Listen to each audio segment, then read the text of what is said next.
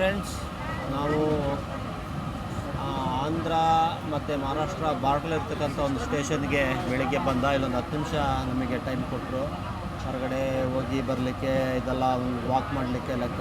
Actually train 10 ನಿಮಿಷವೂ ಇಲ್ಲ. So Pataliputra express ಅಂದರೆ ಬಿಹಾರ್ಗೆ ಹೋಗುತ್ತೆ. ಇದು ಪ್ರಯಾಗ್ರಾಜ್ ಹೋಗಿ 1:50ಕ್ಕೆ ನಾವು ಹೊರಟಿದ್ವಿ, 1ನೇ ತಾರೀಕು. ಸೊ ಡೇ 2ನಲ್ಲಿ ಇಲ್ಲಿಂದ ಹೊರಟ್ವಿ. ಅಷ್ಟೊಂದು ಚಳಿ ಇರಲಿಲ್ಲ ಆಂಧ್ರದಲ್ಲಿ ಟೋಟಲಿ ಆಂಧ್ರ ಸೆಕೆ ಇರುತ್ತೆ. ಸೊ ಚಳಿ ಜಾಸ್ತಿ ಇರಲಿಲ್ಲ. ಇಲ್ಲಿಂದ ಟ್ರೈನು ಮುಂದಕ್ಕೆ ಸೀದಾ ಹೋಗುತ್ತೆ. ಎಲ್ರಿಗೂ ಭಾಳ ಅನುಕೂಲ ಆಗ್ತಕ್ಕಂಥ ಇದು regular train Pataliputra express. So ತಾವು ಯಾರು ಪ್ರಯಾಗ್ರಾಜ್ ಹೋಗಲಿಕ್ಕೆ ಪ್ಲಾನ್ ಮಾಡ್ಕೊಂಡಿದ್ದೀರಾ, 1:50ಕ್ಕೆ ಎಕ್ಸಾಕ್ಟ್ ಬಿಡುತ್ತೆ ಬೆಂಗಳೂರಿಂದವ. ಸಾಗರದಿಂದ ಟ್ರೈನಲ್ಲಿ ಬಂದು ಇಲ್ಲಿಗೆ ಬರ್ಬೋದು. ವೀಕ್ಷಕರೇ, ಇದು ಮಧ್ಯಪ್ರದೇಶ, ಇಲ್ಲಿ ಫಾರೆಸ್ಟ್ ಇದೆ. ನಮ್ಮ ಮಲೆನಾಡು ರೀತಿಯಲ್ಲ ವಾತಾವರಣ, ಅದೇ ರೀತಿ ಇರ್ತಕ್ಕಂಥ ವಾತಾವರಣ ಇದೆ. ಆದರೆ ಇಲ್ಲೆಲ್ಲ ವೆರೈಟಿ ಟೀಕುಡ್ ಎಲ್ಲ ಮರಗಳು ಇದೆ. ಆದರೆ ಒಂದು ವಿಶೇಷ ನನಗನ್ನಿಸ್ತು, ಇಲ್ಲೆಲ್ಲೂ ಅಕೇಶಿಯಾ ಮರ ಇಲ್ಲ. ಆಮೇಲೆ ಪಾರ್ಥೇನಿಯಮ್ ನಮ್ಮಲ್ಲಿರ್ತಕ್ಕಂಥ ಕಳೆ, ಆ ಗಿಡಗಳು ಕಾಂಗ್ರೆಸ್ ಗಿಡ ನಾವು ಹೇಳ್ತೀವಿ, ಅದು ಸಹ ಇಲ್ಲಿಲ್ಲ. ಅಕೇಶಿಯಾ ನೋಡದೇ ಇರ್ತಕ್ಕಂಥ ಜಾಗ ಇದೇ ಫಸ್ಟು ಅಂತ ನಾನು ಅಂದ್ಕೋತೀನಿ. ಫಸ್ಟ್ ರೈಲ್ವೆ ಟ್ರ್ಯಾಕ್ ಪಕ್ಕ ಸಿಕ್ಕಾಪಟ್ಟ ಪ್ಲಾಸ್ಟಿಕ್ ಕಂಡಿದ್ದಾರೆ. ಬಟ್ ಸೇಮ್ ಕ್ಲೈಮೇಟ್ ಇದೆ. ನಾವು ಎಲ್ಲಿ ಕರ್ನಾಟಕದ ಪಶ್ಚಿಮ ಘಟ್ಟ ಭಾಗದಲ್ಲಿ ಏನು ಕ್ಲೈಮೇಟ್ ಇದೆ, ಅದೇ ಕ್ಲೈಮೇಟು ಇಲ್ಲಿದೆ. ಇದೊಂದು ಆಶ್ಚರ್ಯ ಅಂತ ಅನಿಸುತ್ತೆ ನಮಗೆಲ್ರಿಗೂ. ಅಲ್ಲೇನೋ ತರ್ಲಿಕ್ಕೆ ಹೋದ್ರಲ್ಲ, ಜಾಲಿ ಎಲ್ಲ ಖಾಲಿ ನನ್ನ ಕ್ಲೋಸ್ ಫ್ರೆಂಡು ಗದಗ ಬ್ಯಾಡಗಿಯಿಂದ ಬಂದಿರೋದು, ಬೆಂಗಳೂರು. ಇವರು ಕೂಡ ಪ್ರಯಾಗ್ರಾಜ್ಗೆ ಹೋಗ್ತಾ ಇದ್ದಾರೆ.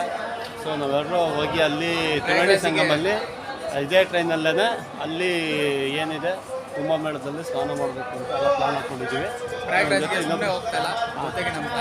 ಒಂದು ವಿಶೇಷ ಏನು ಅಂತ ಅಂದರೆ, ಮೋದಿನೂ ಕೂಡ ಫಿಕ್ಸ್ ಬರ್ತಾ ಇದ್ದಾರೆ. 12 o'clock ಬಿಡಲ್ಲ ಅಂತ ಹೇಳ್ತಾ ಇದ್ರು. 2 o'clock ನೋಡ್ಬೇಕು ಈಗ ಹೋಗಿ. ಸೊ ನೋಡೋಣ ಏನಾಗುತ್ತೆ ಅಂತೇಳಿ. ಫ್ರೆಂಡ್ಸ್, ಇನ್ನು ನಾವು ಮಧ್ಯಪ್ರದೇಶ ಮತ್ತು ಮಹಾರಾಷ್ಟ್ರ ಟ್ರಾವೆಲಿಂಗ್ ಮಾಡಬೇಕಿದ್ದಲ್ಲಿ ಅಗ್ರಿಕಲ್ಚರ್ ಬಗ್ಗೆ ಹೇಳಲೇಬೇಕಾಗತ್ತೆ. ನೀವು ನೋಡ್ತಾ ಇರ್ತಕ್ಕಂಥದ್ದು ಇಲ್ಲಿ ಎಲ್ಲ ರೀತಿ, ಅಂದರೆ ಎಲ್ಲ ಬೆಳೆಗಳನ್ನು ಇಲ್ಲಿ ಬೆಳೆಯಲ್ಲ. ಗದ್ದೆ ಇದೆ ಸ್ವಾಭಾವಿಕವಾಗಿ, ಎಲ್ಲ ಕಡೆನೂ ಆಲ್ಮೋಸ್ಟ್ ಅದು ಇರುತ್ತೆ. ಬೇರೆ ಬೇರೆ ಬೆಳೆಗಳನ್ನು, ಸಾಸಿವೆ, ಮೆಂತೆ, ಈರುಳ್ಳಿ ಇಂಥದ್ದನ್ನೆಲ್ಲ ಇಲ್ಲಿ ಬೆಳೀತಾರೆ. ರೈಲ್ವೆ ಟ್ರ್ಯಾಕ್ ಬಗ್ಗೆ ಪಕ್ಕದಲ್ಲೇ ಇವೆಲ್ಲ ಬೆಳೆಗಳೆಲ್ಲ ಇದೆ. ನೀವು ನೋಡಿದಾಗೇ ವಾಟರ್ ಸಪ್ಲೈ ತುಂಬ ಚೆನ್ನಾಗಿದೆ. ಇನ್ನು ಮಹಾರಾಷ್ಟ್ರದಲ್ಲಿ ನಾಗ್ಪುರದಲ್ಲಿ ಹೆಚ್ಚಾಗಿ ಕಿತ್ಲೆ ಆರೆಂಜ್ ಬರುತ್ತೆ ನಾಗ್ಪುರಲ್ಲಿ. ಸೊ ತಮಗೆಲ್ಲ ಗೊತ್ತು, ಇಲ್ಲಿಂದನೇ ಲೋಡ್ ಆಗುತ್ತೆ. ಇನ್ನು ನಾಗ್ಪುರ ಮೇಯ್ನಾಗಿ ಫೇಮಸ್ಸು ಅಡಿಕೆ ಫ್ಯಾಕ್ಟ್ರಿಗಳಿದೆ. ಇಲ್ಲಿ ಅಡಿಕೆ ಫ್ಯಾಕ್ಟ್ರಿ ತುಂಬ ಫೇಮಸ್ ಫ್ಯಾಕ್ಟ್ರಿ. ನಮ್ಮಲ್ಲಿಂದ ಕರ್ನಾಟಕದಿಂದನೇ ಇಲ್ಲಿ ಬರುತ್ತೆ, ಇಲ್ಲಿಂದನೇ ಮಾರ್ಕೆಟ್ ಆಗುತ್ತೆ. ಸುಪಾರಿ ದೊಡ್ಡ ಮಾರ್ಕೆಟು ಇಲ್ಲಿಂದ ದೇಶಾದ್ಯಂತ ನಡೆಯುತ್ತೆ, ಗುಜರಾತಲ್ಲೂ ನಡೆಯುತ್ತೆ. ಇದನ್ನೆಲ್ಲ ತಾವು ನೋಡ್ಬೋದು.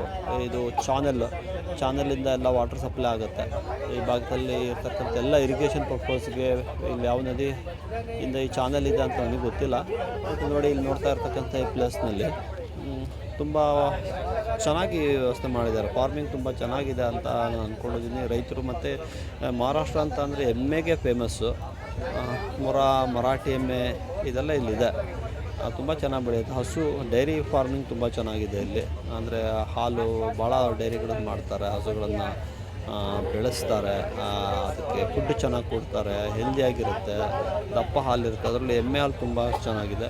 ಸೊ ಯಾವಾಗ ಇರಿಗೇಷನ್ಗೆ ವಾಟರ್ ಸಪ್ಲೈ ಚೆನ್ನಾಗಿದೆ, ಅಲ್ಲಿ ಇದನ್ನೆಲ್ಲ ಬೆಳಿಬೋದು, ಎಲ್ಲ ಬೆಳೆಗಳನ್ನು ಬೆಳಿಬೋದು. ರೈತರು ಸಹ ತುಂಬ ಸಮೃದ್ಧಿಯಾಗಿ ಇಲ್ಲಿ ಇದ್ದಾರೆ ಅಂತ ನಾನು ಅಂದ್ಕೊಂಡಿದ್ದೀನಿ. ನೀವು ಟ್ರೈನಲ್ಲಿ ಹೋಗ್ತಾ ನಿಮಗೆ ಇದೆಲ್ಲ ಸೀನ್ಗಳು ಸಿಗುತ್ತೆ. ಎಡಕ್ಕೆ ಮತ್ತು ಬಲಕ್ಕೆ ನೀವು ನೋಡ್ಕೊಂಡು ಹೋಗ್ಬೋದು.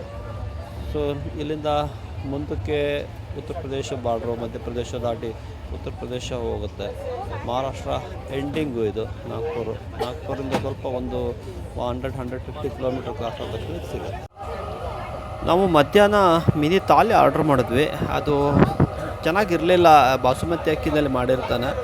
ಆಮೇಲೆ ನಂತರ ರಾತ್ರಿ ಊಟಕ್ಕೆ ನಾವು ಆನ್ಲೈನಲ್ಲಿ PNR ನಂಬರ್ ಕೊಟ್ಟು, ಅವ್ರದ್ದು ಆ್ಯಪ್ ಇರುತ್ತೆ IRCTC. ಸೊ ಆ್ಯಪಲ್ಲಿ ನೀವು ಬುಕ್ ಮಾಡ್ಕೋಬೋದು. ಅದರಲ್ಲಿ ನಾವು ರೋಟಿ ಮತ್ತು ಗೋಬಿ ಇದರದ್ದು ಆರ್ಡ್ರ್ ಮಾಡಿದ್ವಿ, ಸೈಡ್ಸು. ತುಂಬ ಚೆನ್ನಾಗಿತ್ತು. ಯಾವುದು ಇದು ಚಪಾತಿ ಚೆನ್ನಾಗಿತ್ತು. ನಾವೆಲ್ಲರೂ ತಿಂದ್ವಿ. ಬೆಲ್ಲ ತೊಗೊಬಂದಿದ್ವಿ, ಬೆಲ್ಲ ಇತ್ತು ಇಲ್ಲಿ. ಸೊ ಬೆಲ್ಲ ಅದ್ರ ಜೊತೆಗೆ ಯೂಸ್ ಮಾಡಿಕೊಂಡು ಇದು ಮಾಡಿದ್ವಿ. ಟೋಟಲಿ ಫೈನ್, ಎಲ್ರಿಗೂ ಇಷ್ಟ ಆಯಿತು.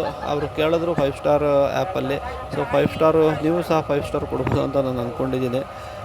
ಇಷ್ಟ ಆದರೆ ಈ ಆ್ಯಪನ್ನು ನೀವು ಯೂಸ್ ಮಾಡಿಕೊಂಡ್ರೆ ತುಂಬ ಯೂಸ್ ಆಗುತ್ತೆ. ನೀವು ಎಲ್ಲಿ ಸ್ಟೇಷನಲ್ಲಿ ಬುಕ್ ಮಾಡ್ತೀರೋ ಆ ನಿಮ್ಮ ಬೋಗಿಗೆ ಅವನು ಅದನ್ನು ತಂದು ಕೊಡ್ತಾನೆ, ಅವರನ್ನೇ ಡೆಲಿವರಿ ಕೊಡ್ತಾರೆ. ನೀವು ತೊಗೋಬೋದು. ಕೆಳಗಿಳಿದು ಹೋಗ್ತಕ್ಕಂಥದ್ದು ರಶಲ್ಲಿ, ಆಮೇಲೆ ಟೆನ್ಷನ್ ಆಗ್ತಕ್ಕಂಥದ್ದು, ಟ್ರೈನ್ ಹೊರಡ್ತು ಅಂತ ಹೇಳಿ ಬೋರ್ಡ್ ಬಂದು ಹತ್ಕೊಳ್ತಕ್ಕಂಥದ್ದು, ಇದು ಯಾವುದೂ ಟೆನ್ಷನ್ ನಿಮಗಿರೋದಿಲ್ಲ. ನಿಮಗೆ ಅಲ್ಲಿ ಸಿಗುತ್ತೆ, ನೀವು ತೊಗೋಬೋದು. ಇದು ಒಳ್ಳೆಯದು, ಯೂಸ್ ಮಾಡಿದ್ದನ್ನೆಲ್ಲ ನೀವು.